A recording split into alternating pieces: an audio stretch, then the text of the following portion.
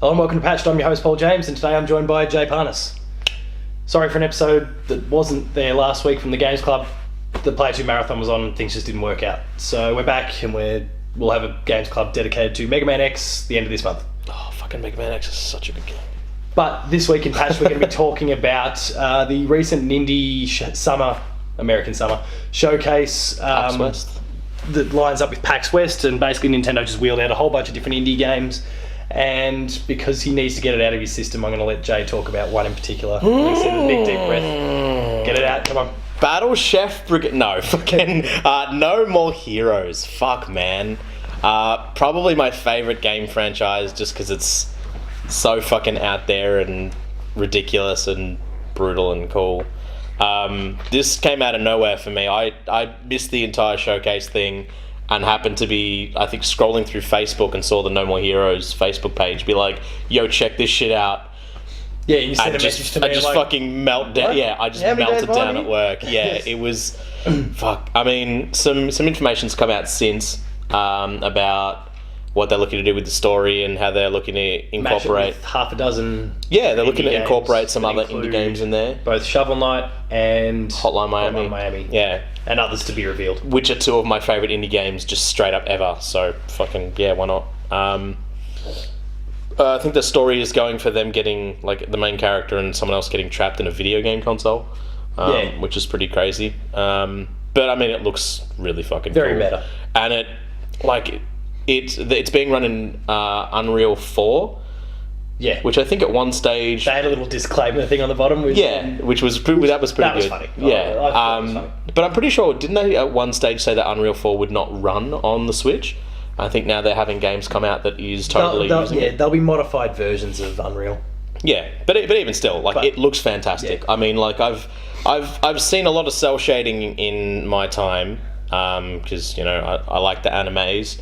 Just check out some of our previous Games Club episodes for a whole bunch. Yeah, that's true, actually. Yeah, Jay's wheeled out a few of them over the journey. Yeah, but fuck, man, like, even you've got to admit that the cell shading looked really good, really fucking good, like really, really detailed, like amazing lighting on it. Just like I'm hype as fuck. Like I don't think it gave any sort of dates or anything, like even a release window of any. They're supposedly targeting next year.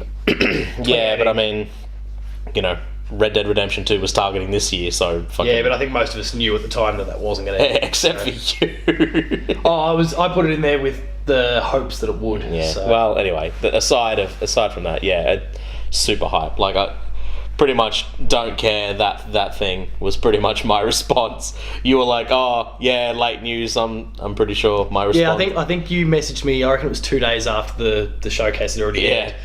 And I go, yeah, mate, like... A couple of days ago. Alright, cool. Sandra Sully over here. Yeah, and you were like, late news. Which was a reference that sailed over your head initially. No. She used to read the late news for Channel 10. Oh, I get it. You're talking time versus time. I get it. Yeah, right. Anyway. You should have just done like a slow poke, like the Pokemon. Yeah, that would have been like I would have gotten that immediately. Yeah, right. Okay. Still, fuck you. Fuck you. Don't care. No More Heroes. Travis Strikes Back. So get it in you. Obviously, go watch the I trailer. didn't show any actual gameplay for it. Trailer will be in the corner of the screen, so enjoy that. There was a few other games that piqued your interest out of the showcase. Yeah, we won't discuss all of them. If you want to check out, because there is a lot. There was a lot. If you want to check out a bit more, last Friday's episode of The Insider, I broke down 5 of them. Which ones? I spoke about No More Heroes. Oh, did you? No shit. And some others that I'll touch on later. But talk about anything else that's kind of tickling your fancy. Battle Chef Brigade, funnily enough, was actually one that I walked away from being like, that looks really fucking cool and interesting. It looks like kind of a cross between a like a 2D brawler RPG style game. Yeah. Crossed with like a match 3, match 4 type puzzle. Yeah. All centered around like a magical version of Iron Chef, which looks fucking could be anything. Awesome and crazy. Yeah. It looks really cool. It looks really, really cool. I don't like, other than that, like cluster of words I just used. I don't really know how else to describe it. But Was there anything else that was really tickling your fancy at all? Be it things like you've mentioned Wolverblade to me, and yeah, that one looked interesting. It looked like a clay game. The guys who do, Don't Starve, but also Shank and... Oh, okay. Yeah, right. It just looked like a worse Castle Crashers. Visually, like yeah, those. yeah. Whether it plays like them, I don't know. Yeah, it looked like it would play like a Castle Crashers-y type, like a brawler. Yeah. Fuck. What else? There was.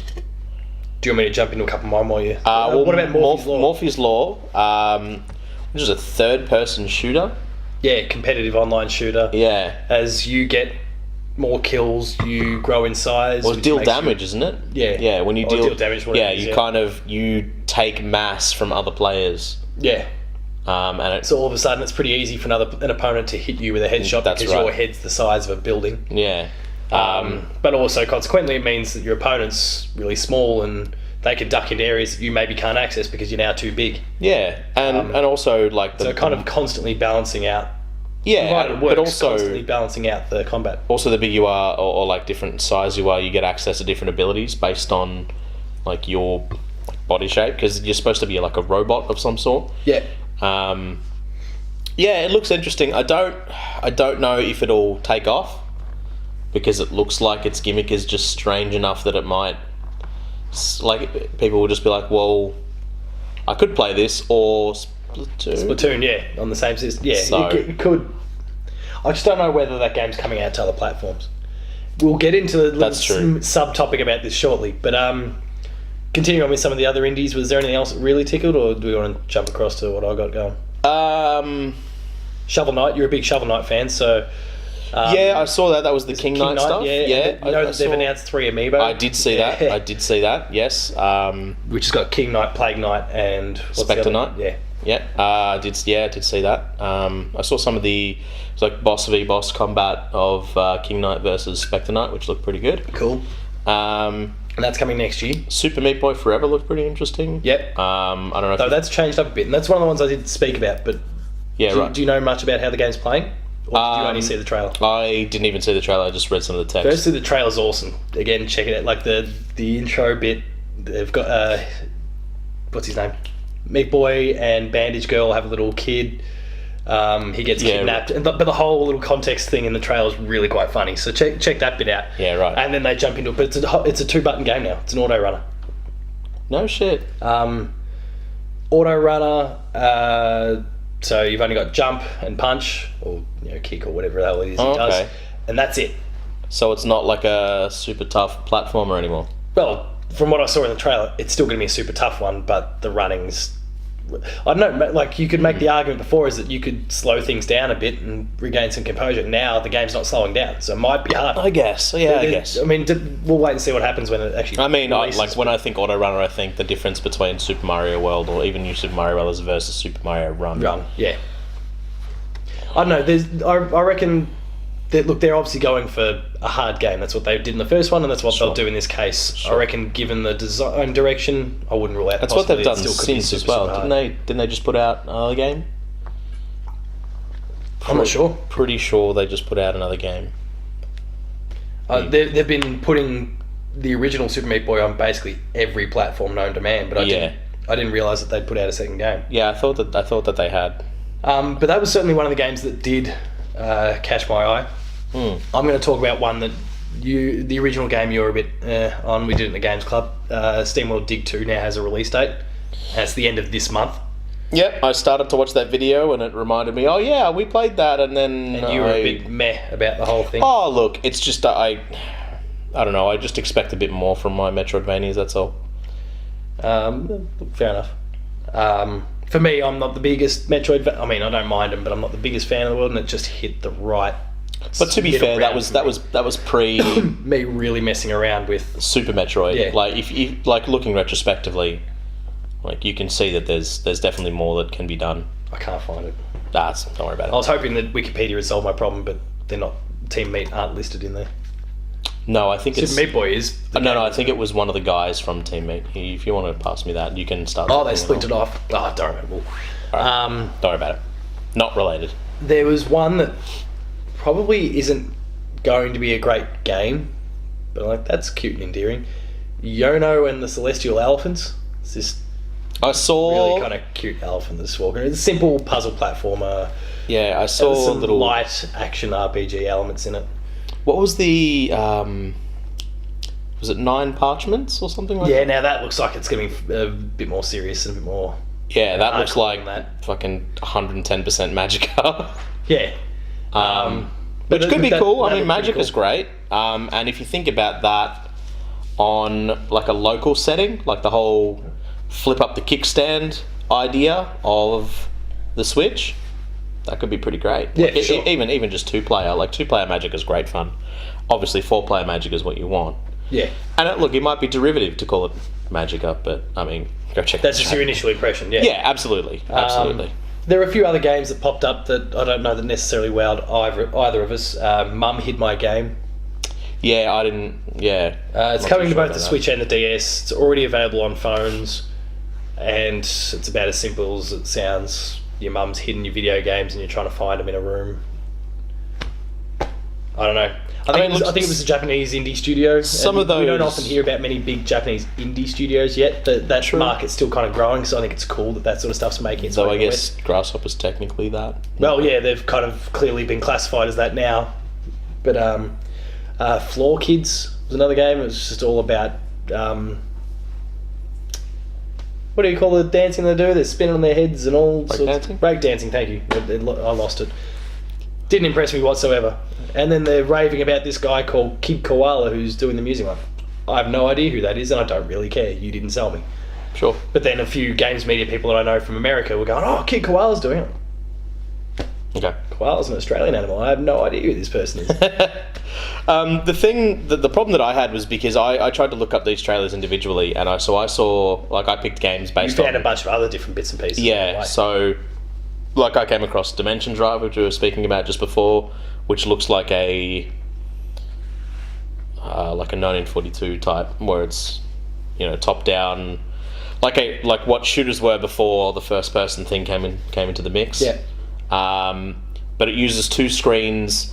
Think of like a DS if you turn the DS on the side, and you can sort of teleport from side to side, and the map layout is a little different on each side. Yeah. Which looks very cool. There was another game that I saw, Away, I believe it was called. Yes. There's a subtitle in there that I'm forgetting. Yeah. It's a first-person, almost melee RPG where you're hitting things with a stick. Yeah, because I remember seeing these one-eyed monstrosities floating towards you in the little trailer, and you're smacking them around there with what looked like to be a just big stick, but maybe it was the beginning of the game and all you've got's a stick. I don't know. Yeah, I don't know, but I think there's also robots and shit in there too. But Oh, they'll up the ante for sure as the game goes on. well, I don't. Did you get to see any gameplay of it? Because the game, That's what was in the trailer. the gameplay looks fucking really cool. Really, really That's what was cool. in the trailer. I haven't checked out any more than that yet. Because the animation style that they go for in the trailer is what they're going for in the game. It looks really, Yeah. it's really, really cool. So that's one to look out for, even if it's not an indie. Yeah. Was there anything else that you've either seen on YouTube or whatever? There's one that didn't get shown during this thing that actually popped up maybe 2 weeks ago. Maybe you've heard of it, called Biomutant. Yes, I did see that. I wish, I really, Is that really hope. is that an indie? No, so didn't show up. It wasn't mentioned in any way, shape or form, but it is an indie game that's coming. Yes. And I'm really, really hopeful. Well, It's kind of from indie. Ex Just Cause guys, wasn't it? Yeah, Ex Just Cause guys. Do they have a studio name? THQ is supporting them. So it's not totally indie, but Do they have a studio name, or are they just going with Ex Just Cause? they did have a name, but I don't Okay. know what it was. I'm really hopeful that comes to Switch because that game looked fantastic. I really hope that game comes out. Yeah. Though one thing I will say, I'll probably end up picking it up on PlayStation. think I watched but I the hope 11 it comes minute- to Switch because it's a good looking game. I think I watched the 11-minute gameplay demo. I don't know if you saw. Yeah, but it had some weird cuts in it or whatever. Yes. There's a 25-minute one now available. No shit. that I saw this morning. The narrator. They need to call it with that. A lot. Bit excessive. A lot excessive. Think like Bastion, like times 5 or 10. But during combat, when you hit people, To be fair, the narration in Bastion, not so much Bastion, but certainly, what's the one that came afterwards? Transistor. Transistor, that drove me around the bend. So imagine when you hit someone, the narrator's like, "You hit them." Oh, no. They better kill that off. Yeah. rough. But other than that, I like the idea of having... It looked like some of it was very, not randomised, but almost like roguelike. Yeah. In a sense, where it was like you could kind of... there was a fairly intricate looking character creation, and then there was like workbenches where you could like augment your weapon and make changes look and stuff. It's certainly doing some cool things, so I do hope that Switch owners get the opportunity to buy it if that's the only console you've got. Some light RPG elements, which is good. I'm going to splinter off into one, and we'll only keep it briefly, but it's a bugbear of mine that's come out from this event, and it's something that's been... until this kind of came along, I realised it's been stewing since probably E3, and it's misleading marketing. Nintendo claimed a lot of these games to be exclusive, or timed exclusives, or basically... some level of exclusivity. Yeah, some sort of exclusivity. Some of these games were exclusive. There was a bunch of them, that, and Team Meat very quickly got out after it was announced that... I think they said it was a launch exclusive for the Super Meat Boy Forever. That, no, it's coming to all those consoles day and date. And there was a few other instances similar sorts of results where the developers had to get out in the front foot afterwards and say, no, like, we provided this footage, but Nintendo's completely misleading you with what they've said here. Yeah, right. And whilst Microsoft hasn't quite done the same thing, to my knowledge, I think everyone's been guilty of it. Microsoft, they've all done it in certain ways. I think at the moment PlayStation's okay because everyone wants to go to them at the moment, so they can say it's exclusive, and you can probably bet your bottom dollar that it's exclusive. More so than when it comes to Microsoft, and I only say that because we can look at Rise of the Tomb Raider. We can talk about PUBG, and that's one that's really been a big topic at the moment. There have been questions so many times since E3, is this thing coming to PlayStation? They're saying, it's an Xbox launch exclusive, it's this. We know the thing's coming to PlayStation, but they won't say it. So if you're a more casual consumer of media, you're going to see this thing's coming to Xbox, and that's it. Unless you actually follow... It's true. It is true. A games outlet of some sort, then you're thinking, well, I have to get an Xbox if I want to play this thing on a console. And I understand, obviously, that if you're Microsoft, you don't want to be saying, yeah, it's coming to PlayStation 2, or PlayStation 4 too. As well. But, like, it's, I don't know, there's... It is a dodgy business. You're better off just saying no comment. It kind of implies the answer, but you can say no comment, and then at the moment you kind of still it's a half lie. It's not... That's the same thing. But we've all, and I say we as in just consumer basis, be it media side or just games buyers out there. But also any industry, we're fairly tuned to what no comment kind of means. But if you start saying no comment, you could launch it on PS4 a day later and still technically call it a launch exclusive for the Xbox, for example. But that's fine. It means they haven't. But that's no different. That doesn't fix the problem, is what I'm saying. Because I know, and a lot of companies do it, and this is PlayStation, Microsoft, third parties, all of them. Like, they tend to wheel out when the little rumour comes along that usually ends up being true.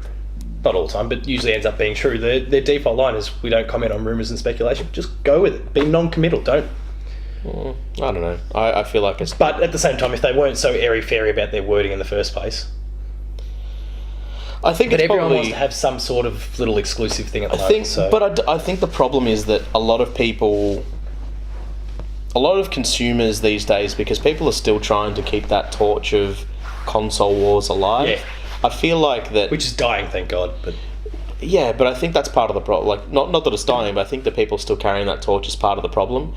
Like, people feeling like they need justification for owning the console that they've chosen. Yeah.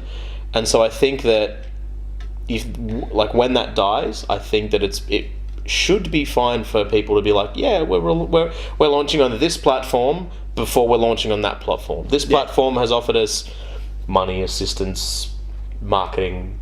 There's been a few instances where what you're talking about has happened. So, and the one I think the problem that is that people have been toxic to that purely because of them still carrying a torch for the idea of a console wars. That's right. So it's like, PS4 owners getting fucking rabid when they find out that the Tomb Raider's coming there 6 months later, and yet it came 6 months later or 8 months later or whatever the fuck it was. Yeah. And they got we had a whole bunch of extra stuff. Yeah, free VR content. So that it's was fantastic. Yeah, admittedly, I got a review copy of Rise of the Tomb Raider, so I didn't buy it in the first place, but then I bought it when it came to PS4 because it had those extra modes. I need my trophies. I'd recently bought my VR, so it was something cool to try out in VR. So, like, for did. all I know, and for all any other layman knows, is that they released it later because they wanted all that extra content to be in there. Like, you can never... And look, or it might have been that there was extra money kicked in by Microsoft. Actually, so in the case of Rise of the Tomb Raider, Microsoft did contribute, and they were really quite forward about the fact that they contributed. They helped. Maybe the game wouldn't exist if it weren't for that. And it's the same deal with... not that it'd end up being fantastic. Maybe it's all right now. When Street Fighter came out, Sony helped fund it.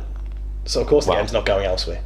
I mean, it's on PC, but but it wasn't going to go to Xbox. Yeah. Which And people don't potentially, understand if these first party publishers are helping out. If the game wouldn't exist, had it not been for these first party publishers kicking in their support, suck it up, because the game wouldn't exist full stop if it weren't for them. that's right. And look, we're both in a luxury situation because we have both consoles. So for someone who doesn't and is a big fan of Street Fighter and only on Xbox, sure, that's probably a kick in the dick, but at the end of the day, circumstances, there wouldn't be anything. Yeah. You know what I mean? Like, it's either stick with Street Fighter 4, or, there's a new one. And if you really badly want the new one...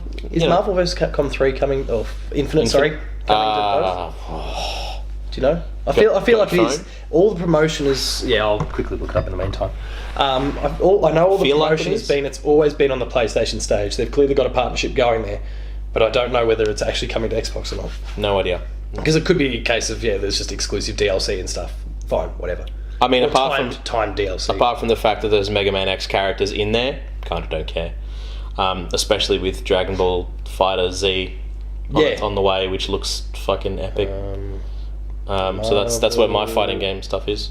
Though we are very off topic, but I agree with you. But I think the problem with this entire circumstance, the problem with this entire circumstance is that because people carry a torch for their preferred console, they get the shits when something even is a timed exclusive. They think it's some horrible backroom market deal that is trying to shaft them and give favour to the other team, and I think that's where the problem comes from. When that is dead and buried, the industry would be in a much better place. Yeah, because these sorts of deals paid off and that sort of rubbish. These sorts of deals can happen. Like when people don't put their self-worth into a corporation's brand, which is a ridiculous thing to do in the first place, but still, when you do it, and when that stops happening, these sorts of deals can happen, games will be better for it, and hopefully the messaging will be a lot more clear. I think. So, but for the moment, it's a dirty Nintendo, business. stop misleading everyone. Everyone, stop misleading everyone. Stop being dicks. It's pretty simple. That wraps up another episode of Patch, though. Tune in next week where we jump into our patched updates. We'll talk about all the games we've been playing and whatnot. Paul James P2 on Twitter, Player2AU for the website. So, real talk, just real quick. Switch lineup looks not bad. Really, really quite good. It's definitely stronger than the Wii U. There's a few gems sitting in that pile there. There was also some ARMS stuff that came out as well while we're on the topic of Nintendo. New character. Yeah. Free. New stuff for Splatoon. Free. Mario's on the horizon. Fire Emblem Warriors is on the horizon. Mario's on horizon, is he? Yeah. DLC. Yes. Just Mario and Rabbids just just like came the out. Final Fantasy 15 cross Forza Horizon 3 crossover. Yeah, what? We'll talk about that in a couple of episodes. Horizon Zero Dawn, Forza Horizon Zero Dawn. Yeah, sure. With Mario. Yeah, can I just drive a giant fucking... Please make sure to like, share and subscribe to the channel. Visit the website player2.net.au. Other than that, though, that's another episode. Thank you very much for watching. We'll see you later.